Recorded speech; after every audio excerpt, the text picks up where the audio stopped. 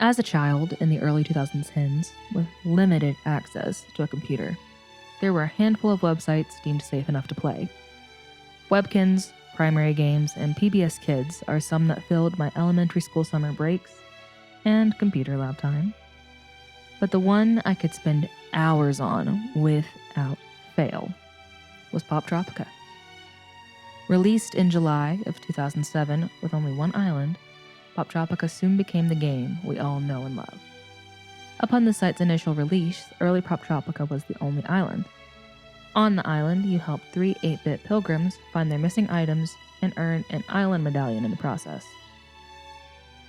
The concept for the site came from Diary of a Wimpy Kid author Jeff Kinney in 2006 while he was mowing his lawn.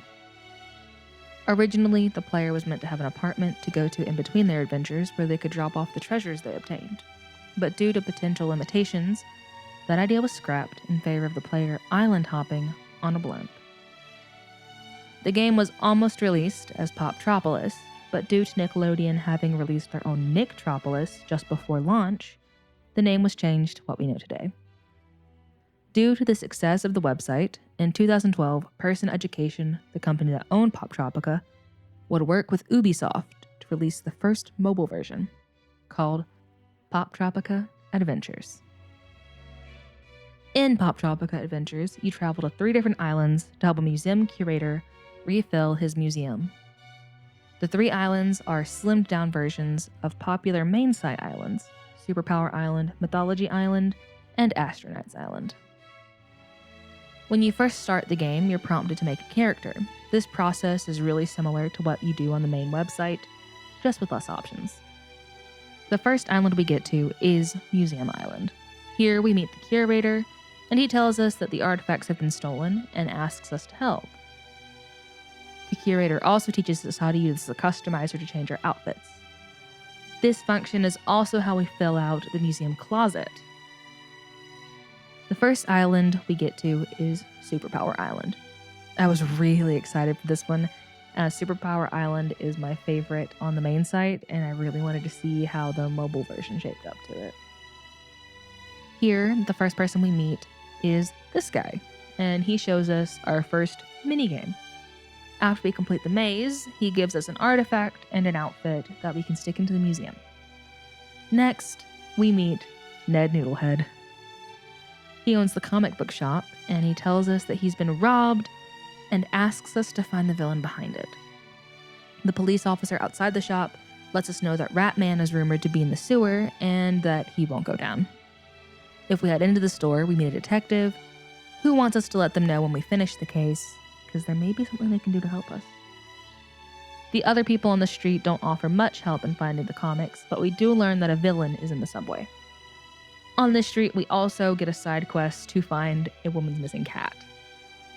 Backtracking to the sewer, we encounter our next minigame. We do this pipe puzzle to divert the flow of sewage so we can get in. After jumping along the pipes, we find Ratman, who tells us that he's retired and that he and his rats work to keep the sewers clean.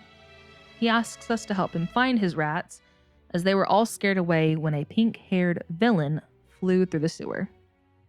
After bouncing around and finding all 6 rats, Ratman thanks us by giving us a comic book and an artifact for the museum. Next, we take a pit stop to the roof of the costume store, where we find a black cat. If we take this black cat back to the lady, she tells us that this cat's not her cat, and that her cat is white. So we'll have to keep looking. The next villain we meet challenges us to a game of catch. Here we need to catch 20 tomatoes without missing 5, or we'll have to start over. This game gets very tedious. This mini game especially. I had to do it a lot. So many times. We earn another comic book and another artifact, and we get another clue that the pink-haired villain is behind this. If we head back to Main Street, we'll find a white cat sitting on a windowsill of the building closest to that lady. And if we continue up the building, we'll find an open window, which if we go inside, we meet an old superhero who promises we'll get our own official superhero ID card if we solve this case. Finally, we return the cat to its owner, and she gives us an artifact and a costume. Jumping back up the building, we get to another minigame. Here we have to dodge falling gargoyles and make our way up to the roof. Our next villain challenges us to a dodging game, which is just like the catch game, except you dodge the gargoyles, and you have to dodge 99 of them without getting hit 5 times. I don't like this game. It took a long time. But after winning, they give us a comic book, an artifact, and another hint that the pink-haired villain is behind this. Now we can return back to Ned and the comic shop. Ned thanks us and gives us an artifact, and the detective inside asks us to find pieces of the photo that will tell us who the thief is. After collecting all the pieces, the detective tells us the thief is Betty Jetty, and they give us a letter of recommendation for us to take to the superhero. Taking it to the superhero, he gives us our own ID card, and we can head over to the police officer guarding the subway. Before they'll let us through, though, they want us to get them a hot dog. It's just our luck that the hot dog stand is out of buns. So we take the bunless hot dog back to the police officer, and they don't want that. They want a bun. So we go to the pretzel stand, and luckily they have one last pretzel for us that we take to the police officer, and finally we enter the subway. In the subway, we find Betty Jetty, and she challenges us to a race. After winning, she gives up. Just gives up. And Ned runs down into the subway. He tells us that Betty is his sister, and that he was the one who ripped up the photo to protect her. Ned asks Betty why she went down this path of villainy, and she tells him that it was because he never shared his comics. He apologizes and asks Betty to come work at the shop with him. And they make up, and it's great. Our last stop is to the reporter on Main Street. We give her our ID card and assumedly give her the scoop of what happened, and we get our last artifact and costume for the superpower exhibit. Our next stop is Mythology Island. The first person we meet is Hermes. He tells us that he lost his winged hat and he can't deliver anything without it. We, of course, offer to help, and he gives us a letter for Poseidon. On the way, we meet this guy, who tells us he saw a goat man in the forest and that he found it creepy. The next person we meet is worried about getting into the temple because the waterfall has blocked the door. So we climb on up the mountain and we play the jump and dodge minigame. When we get to the top, we are able to divert the water using the pipe minigame, and we can head back down to find the door now clear. Inside Poseidon's temple, we find a pan flute and learn that we need to play the Song of the Sea to open the inner door. And apparently it can't be played on the pan flute, so we need to go find something else. So we backtrack to the main gate and go to the left and meet 2 more people. The cabbage seller tells us he wishes he had something to eat other than cabbage, and we continue into the Artemis Forest. We meet another person at the base of the tree and then climb on up to find the goat man. He tells us he has a musical shell, but he'd rather have a pan flute. So like the kind person we are, we give him our pan flute in exchange for the shell. We can go all the way back to Poseidon's temple now and give the shell to the person standing in front of the door, and now we can finally deliver the letter to Poseidon. He gives us a fish and an artifact and a message for Hermes, and we go back to the main gate where we deliver Poseidon's message, and Hermes gives us a package for Hades. While we're there, we give the fish to the cabbage seller, and he gives us a cabbage as thanks. The entrance to the underworld is just past Poseidon's temple, and inside we head down to find the ferryman who offers to take us across, but warns us it'll be dangerous.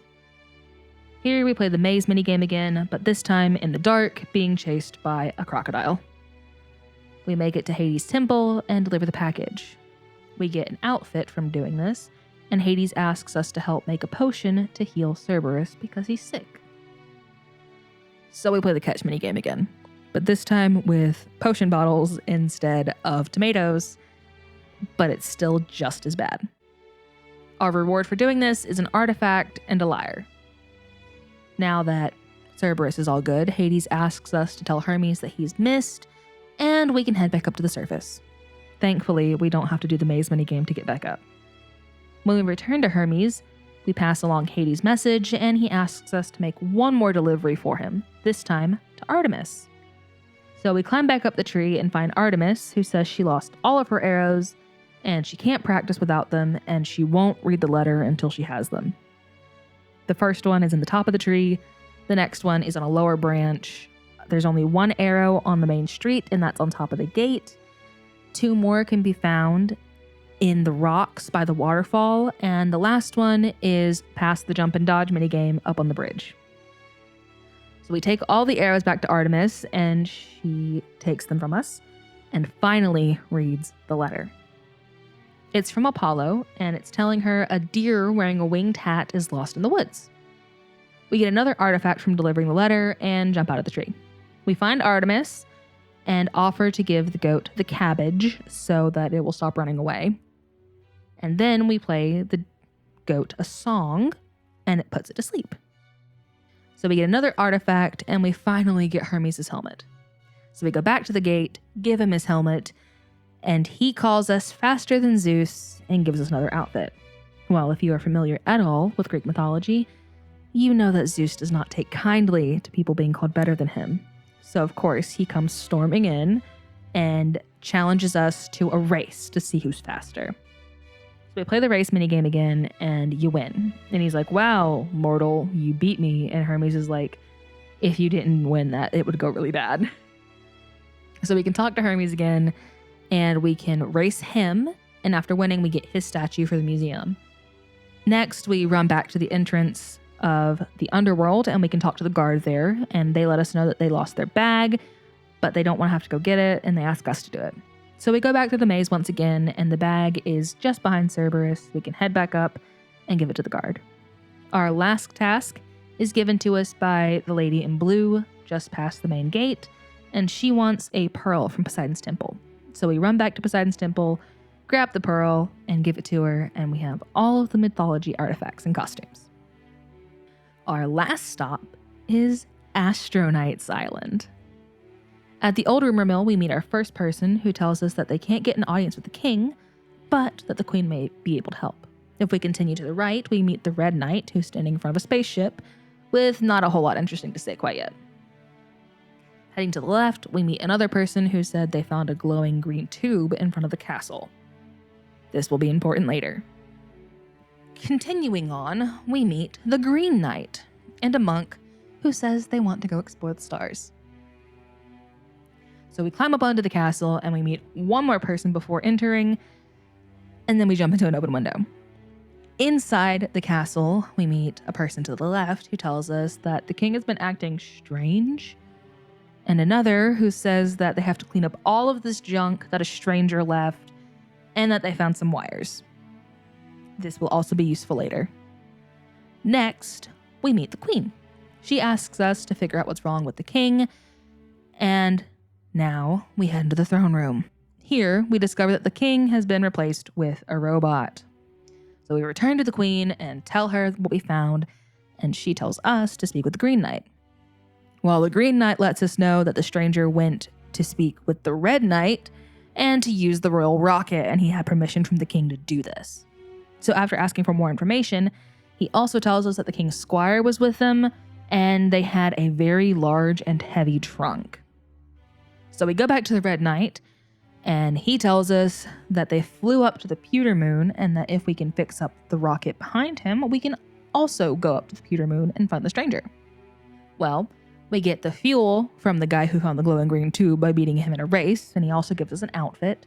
And if we do it again, we get another outfit. Cool. The next item can be found in the junk pile, that's right behind the queen, and the last item is found on top of the old rumor mill.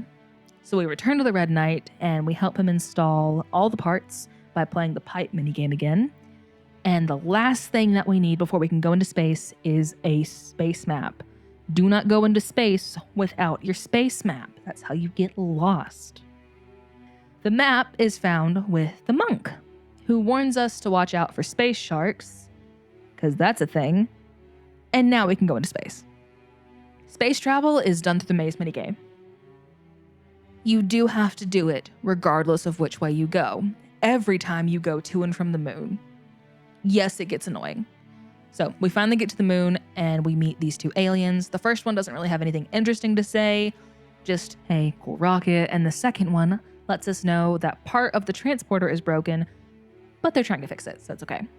For now, we can go to the fire planet and play the jump and dodge minigame again and find the king's squire, who tells us that the binary bard is behind all of this and kidnapped the both of them, and that he took the king somewhere and left the poor squire here stranded.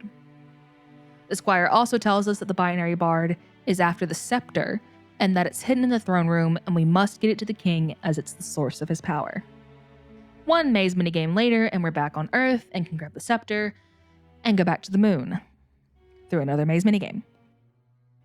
Once we're back, we talk to the alien from before and they take the scepter and say they'll only give it back if we bring them wires from Earth. So we go back in the rocket and do the maze again. So we finally get back to the castle and we talk to the person from earlier and we get the wires from them. And then we do the maze again. And we're finally on the moon again. And we can help attach the wires with the pipe minigame again. And the alien reluctantly gives us the scepter back and we can go to the jungle planet. On this planet, we find the binary bard and the king. The bard challenges us to a race against his phoenix, and after we beat the phoenix, we can talk to the king and give him his scepter. The king lets us know that he's too weak to go on and to defeat the bard, but he can send us to his crystal location to defeat him. The crystal location is another jump and dodge minigame. But after finishing that, the bard is defeated and the king is free. He asks us to head back to Earth and let the queen know that the king is safe. Before we can leave Astro Island, we have two more little tasks to complete. One, finding the monk's telescope, and two, finding proof of the Red Knight's battle with a dragon. The telescope is really easy to find. It's at the top of the rumor mill. We run it back to him and he's grateful. The Red Knight's proof is on the fire planet. So back through the maze we go. And we go to the fire planet and we collect all the scales on the lower level, and then we play jump and dodge again to get the final scale. And then we go through the maze again and give it all to the Red Knight. Finally, we can return to the museum island and place all our items. After putting everything away, we talk to the curator, who asks us to go up through the door beside the Astronauts exhibit. Here, we get our reward. We get an arcade, and I think we also get the museum. And you can play all the mini games from the adventures. I never did it. I was so tired of playing all these. I mean, the museum looks really cool, all filled out and cleaned up. You can walk through each exhibit, and it's got so much just stuff in it, and there are actual visitors now. And each one has a closet that has every costume from every person you used the customize button with, and every costume you earned. It's really cool, and it was really fun to see it all put together and like really rewarding to have it all put together. I mean, the bulk of this game is fetch quests, as is standard Poptropica, and you know, the same mini games over and over and over. And by the time I was done with this game, I had put about 2 hours, a little over 2 hours into it, and I was so tired of these mini games. So tired. At least on the website, there are more than a handful, and they're different, and you don't do the same ones over and over again. And there's a lot more to look at in between doing all the fetch quests. Like, there's more people to talk to, more places to go. But I mean, it's on the DS. And not the 3DS, not the new 3DS. No, just the DS. So I get why it's a lot slimmer. Something else was the big story differences. So like, in the original Superpower Island, your job is to track down and arrest the supervillains instead of comics, you know? And on the original Mythology Island, the story revolves around the relationship between the gods and not delivering mail. And on Astro Island, you have to save the princess, not the king. But, you know, I'm not too upset about that either. They have to slim things down. That's too much to put on a DS cartridge a lot of the time. I mean, the game's good for what it is. It was 2012. It was great. I mean, the biggest part that bothered me, aside from the same mini games over and over again, which is probably just because I played the whole game in one sitting. I don't think you're supposed to do that. but the buttons. So you know how B is your normal jump? Yeah, no, this one used A to jump and B to interact. It was strange, but after about 30 minutes of playing, I got used to it. It was fine. And I mean, it was fun. Playing the game was really fun. I liked it. It's impressive that they managed to get this much into a DS game, especially when this wasn't their strong suit at the time. I mean, Ubisoft did a lot, but this wasn't Poptropica's thing. Poptropica's thing was the website, and I love what they did with this handheld. If I would have gotten this as a kid, I would have lost my mind. I loved Poptropica. I loved my DS, and being able to play it wherever would have been amazing. So I get it. For the first mobile version of Poptropica, it was really good. Now, what they did after this, that's another story. That will be covered in part 2. Hello! Thank you all so much for watching. This video did take a lot longer than I expected it to, and an injured dog didn't quite help that process along, but it's here, it's to you, and it's out. It was all supposed to be one part originally, but it's been easier to split it into 2. I sat down to write the script and I just need to split it. So part 2 will be coming to you next week. I promise. I hope you liked this one. And I hope to see you in the next one. Bye!